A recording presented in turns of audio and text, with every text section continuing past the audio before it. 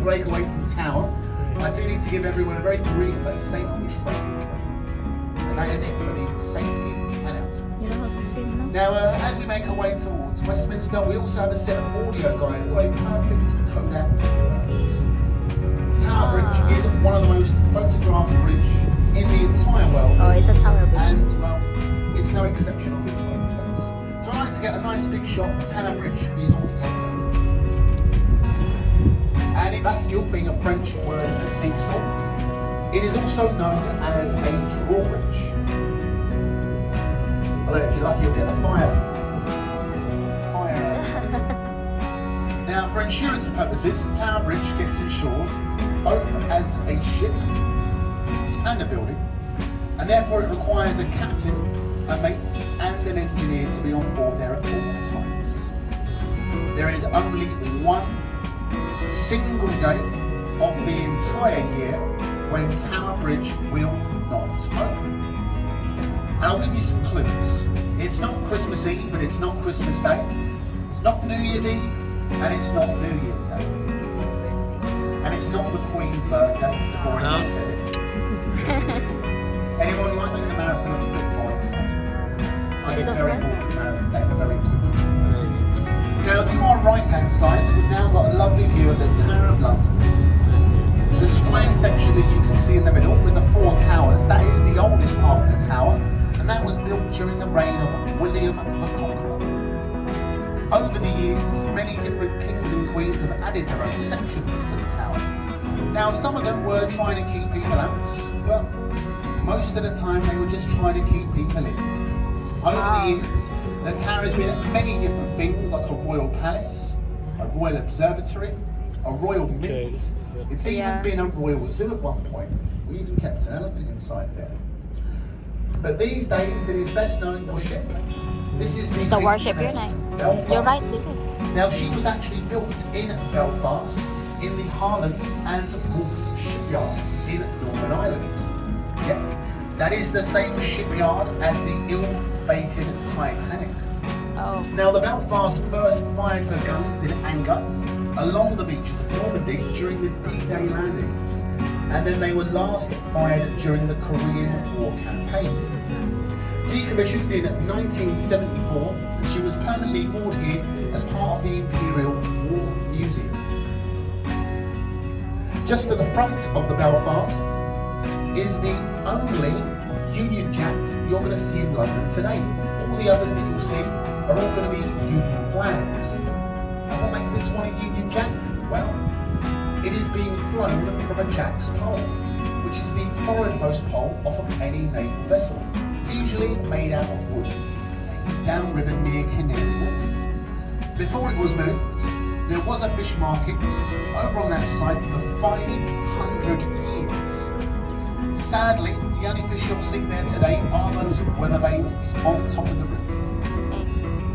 Oh, that one. There was a little boy who went to work over in that old fish market with his father. But these days, that little boy is a very, very famous actor.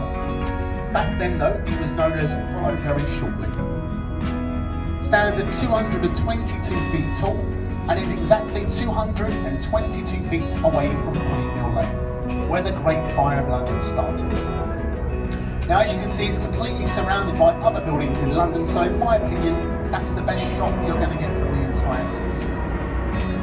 But we are now going underneath the infamous London Bridge. Now, this London Bridge is actually the fifth bridge that has stood here in over 2,000 years. The bridge that was here last was slowly sinking into the river. So we sold it to an American chap called Robert McCullum. And it was shipped across the pond to America, and it still stands in Lake Havasu. Over on the left-hand side, we have Sir Francis Drake was one of the very first Englishmen to circumnavigate the globe. And that replica has actually been around the world twice, using the same course that Sir Francis Drake took. So it is a far more seaworthy vessel.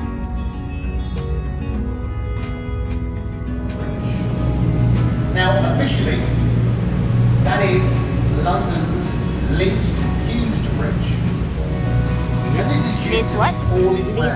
roads, one-way streets, It's one-way and back street. street turns. Hardly It's not anybody easy. knows how to get to this bridge. Oh. So as you can probably tell, it does mainly get used by professional drivers, lorry drivers, coach drivers, taxi drivers, etc. The sort of people that know the roads of London like the back of their hands. Now, all these people that you can see that are simply walking across the bridge, they are very, very lost. They don't know how they got on the bridge. They don't know how to get off. It's very sad to see. Because if you could end up here, it means you're lost. Because Oh, it's not really? quite, it's not actually a common But as bridge we to keep on take. pushing our way through to the other side of the bridge,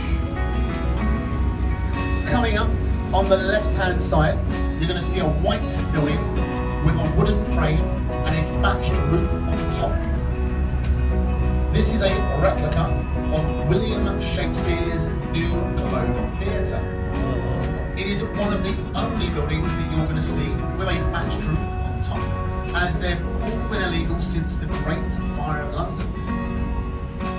Now, during the summer months, you can go inside of there and be entertained for the meagre price of only £5.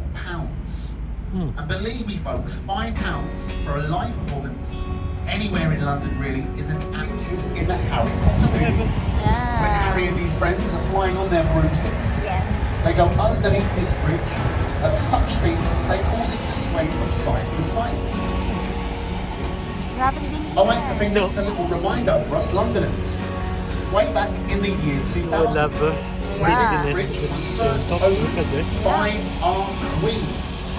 And then it had to That's be expensive. closed. 2 hours later, by our police. This bridge was swaying from side to side by about a foot in length. I have to say that it is no longer a horse, but it does keep the nickname. On the left, we've got the old backside power station. The funny roof on top is actually all made out of solar panels. And Oh. that provides 50% of the Blackfriars station energy, which is also located on top of the bridge.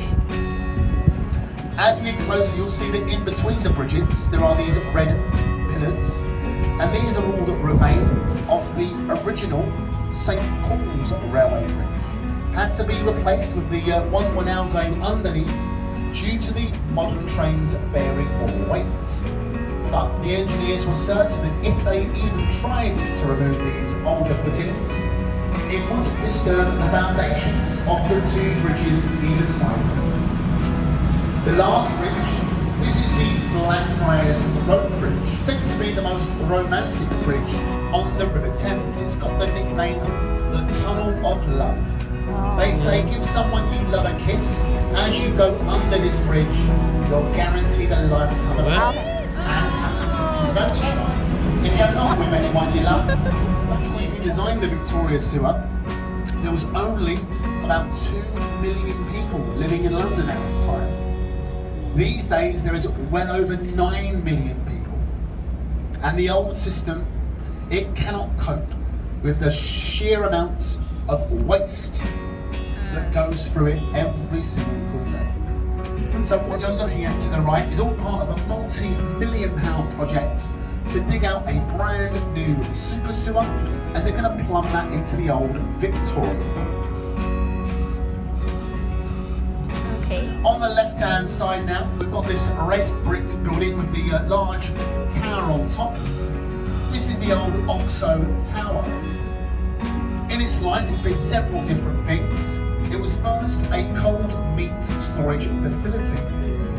Then it was turned into the power station for the local post offices. And these days it is several different things. Some rather trendy shops at the bottom, some unaffordable flats in the middle, and a very expensive Harvey Nichols restaurant just at the top there, folks. Okay. Okay. Good to know.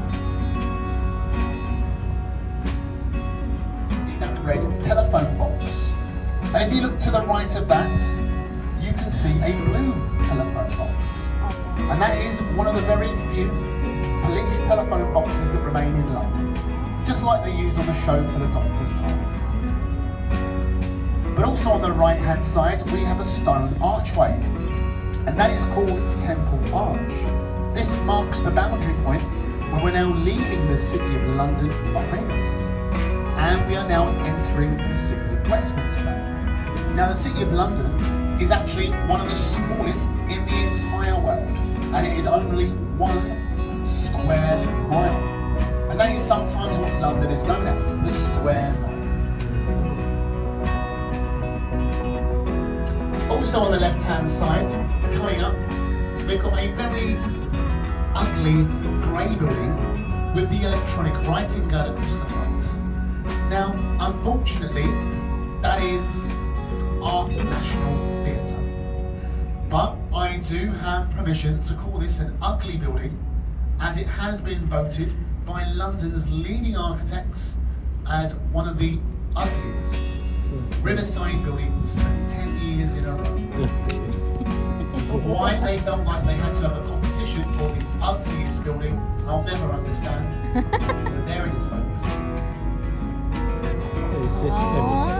Now, on the right hand side, behind those trees, we have Somerset House. This used to be where we kept all of the birth, marriage and death certificates here in the UK. It got the nickname the Hatcham, Matcham and Dispatcham. They now have the Inland Tax Revenue offices in there, so we're going to add Hatcham to cover up the Victorian switch works. Now this next bridge that we're going to go underneath, this is the Waterloo Road Bridge, better known to us in London as the Ladies' Bridge, a name that goes all the way back to the Second World War. While most of the men were away fighting, the labouring force that constructed this bridge was 80% made up of women. Wow, Ladies take pride in knowing that to this very day, Waterloo Bridge is still one of the only bridges on the Thames to be completed on time and under budget. Yeah. Well. Now on our right hand side, you've also got the back entrance to the Grand Savoy Hotel, this white building with the green tiled roof on top. Now if you follow that green tiled roof to the far right hand side window, that is actually the penthouse where Charlie Chaplin stayed. And the famous incident occurred where he secretly entered a Charlie Chaplin lookalike contest 50 years old. It is older than the City of London itself, older than the time of Cleopatra. Now this was given to us by a very thankful Egyptian viceroy to commemorate Lord Nelson's victory over Napoleon during the Battle of the Nile. It is one of a pair, and the sister to this is in Central Park, New York City. Now ahead of us we have the Charing Cross Railway Bridge, and it is accompanied with the 2 golden jubilee footpaths just either side of it. Now this is going to be one of the only places in the whole of London where as you go underneath a railway line, you're also going to be going over some. About 60 metres under the ground, you've got the Bakerloo and the Northern Line. Now a little advice for everyone on the top deck. As we go underneath these footpaths, it's always wise to go a bit smart and a bit wave at anyone we might see on the footpath there. Hopefully we might get a little wave back. There. You're right there, folks? Having a nice day? Not as good as we're having, I bet. That's what we like to see, people out in London having a good time. Now there is another footpath on the other side, folks, so keep smiling, keep waving. We're not through it just yet. You're right there, folks? Having a good day? That's what we like to see. If I'm being honest with you, we don't do it to be nice. We just do it to keep their hands busy. Stop them from potentially throwing anything at us. I'm sure you've all seen it by now. The Millennium London Eye. Placed there way back in the year 2000, was only meant to stay there for 5 years. Wow. That is Oh, a yeah, awesome thing. Yeah. So we are thinking of changing the name to the Wheel of Fortune. It has 32 of those pods that surround it, and that represents the 32 boroughs of Great Latin, the unlucky number 13. Just on your right hand side now though, you've got that white clock tower. Big Ben is the name for the 13.5-ton bell that lives inside the clock tower. But just beyond that, you have another tower at the back with the large flagpole What on is top. called then? That is called the Victoria Tower. Oh, nice. And it actually states on the parliamentary website that the flag on top of the Victoria Tower is the same size as a tennis court. Now, our politicians have never had any reason to lie to us in the past. I'm sure they've got no reason to lie to us about the size of that flag. You'll have to make your own answer. Very finally, going all the way around the Houses of Parliament, just in between the first and second floor windows, you have the Lord's Prayer inscribed in Latin, placed there to ward off evil spirits. Sadly, it didn't work. They still go there every single day, making life an utter misery for us here in the London city. But ladies and gents, we are now slowly going to be going alongside Westminster here. I am sorry to say it does mark the end of this part of the the upriver journey. Now, a bit of safety and travel information for everyone on board.